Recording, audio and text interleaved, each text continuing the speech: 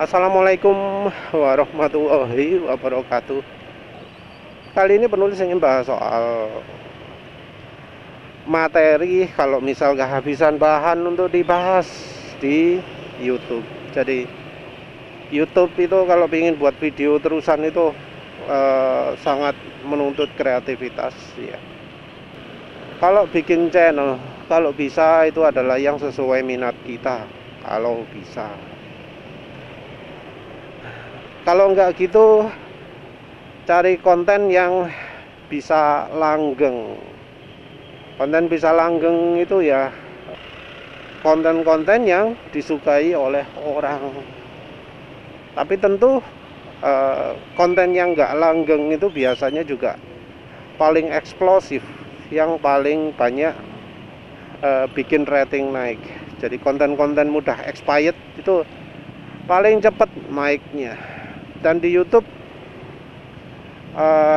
sumber berita itu nggak terlalu ketat, nggak kayak kalau bikin artikel, kalau bikin materi lain-lain. Jadi kalau misalnya kita kayak di media cetak gitu ya, kita bahas sesuatu yang sama dengan orang lain, ada kemungkinan artikel kita nggak diterbitkan. Ada kemungkinan seperti itu. Karena ya dari medianya sendiri berharap jangan sampai kontennya cuma melulu itu aja. Tapi kalau YouTube nggak ada seperti itu, nggak ada pembatasan konten atau apa gitu. Jadi misal lagi bahas masalah yang lagi rame-ramenya, walau kontennya ngeplek ya, inti kontennya ngeplek ya, nggak masalah. Yang penting cara pembawaannya berbeda, cara menyampaikannya berbeda, nggak copy paste, yang penting itu. Ya, yang begitu itu kalau bikin konten news ya, yang mengikuti tren seperti itu, unggulnya adalah ono ae topik, selalu ada terus topik. Cuma yang jadi masalah adalah isi kontennya sendiri. Jadi kadang mau nggak mau ya kita akhirnya ngeplek kontennya contohnya cuplikan videonya wis podo lah dengan channel-channel lain. Terus gambarnya podo persis. Nah, tinggal gimana caranya kita membuatnya itu berbeda. Jadi mau membawakan seperti di TV, mau bergaya seperti kalau bahas gosip, pakai duduk di meja nyantai ngopi gitu boleh ya. Yang paling nggak enak itu kalau bahasnya pakai klip-klip toh, itu paling nggak enak. Walau ada juga sih ya channel yang cuma bahasnya pakai text to speech lagi ya, pakai robot, gambarnya di klip-klip gitu toh, wis udah wis budal bisa dapat jutaan view. Ada yang seperti itu ya. Unggulnya YouTube seperti itu ya, nggak ada editornya, nggak ada yang monitoring boh isinya kayak apa, selama isinya nggak terlalu menyimpang, nggak sampai menghasilkan laporan beritanya benar sesuai, no problem. Tapi tentu kalau sampai ada salah berita ya harus segera di take down. Nah, yang mungkin sumpek itu kalau misalnya bahas materi, misalnya kayak bahas soal burung, soal masak, soal apa gitu ya, pasti ada di suatu saat jenuh gitu ya, nggak bisa nemu materi lain. Ada dua solusi. Yang satu adalah tetap setia dengan topik yang sudah selama ini dipakai, atau bercabang jadi buka topik baru. Kalau buka topik baru itu gampang. Yang masalah adalah penontonnya belum tentu suka. Jadi bisa aja begitu ganti topik langsung penontonnya drop.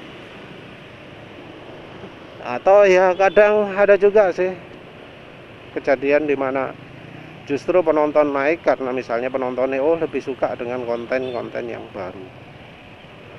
Ya itu is gambling lah. Nah gimana kalau misalnya harus tetap pada topik-topik lama, gimana caranya cari ide lagi? Ya mau nggak mau ya kita harus cari referensi. Cari referensinya ya tentu dari istilahnya channel kompetitor gitu ya. Tapi kalau sama-sama dari YouTube biasanya sudah jenuh gitu ya. Nah kalau pingin yang lebih banyak alternatifnya, ya silahkan cari di yang tertulis, misalnya di Facebook, di Twitter, di artikel yang seperti itu. Karena biasanya ide-ide muncul dari situ. Bahkan misalnya ide aneh-aneh gitu ya, muncul dari situ, bukan dari channel YouTube lain. Selain itu, nggak ada salahnya tanya ke pemirsa. Jadi kita kadang lihat ada channel gitu yang minta masukan pemirsa untuk soal kontennya, dia mau konten yang kayak gimana. Ada kan seperti itu. Nah itu bisa jadi sumber inspirasi juga. Tanya ke pemirsa. Dari pemirsanya sendiri juga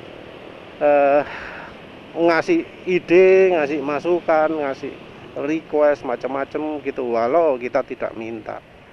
Jadi cara yang kedua adalah dengan berinteraksi dengan penontonnya. Karena dengan interaksi itu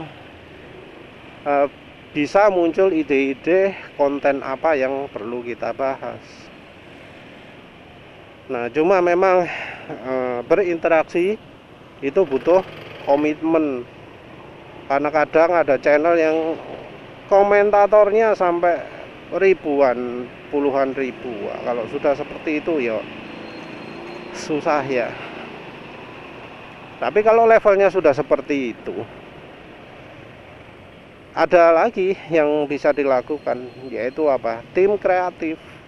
Jadi tugasnya orang khusus ya untuk mengeluarkan ide-ide konten, untuk mengeluarkan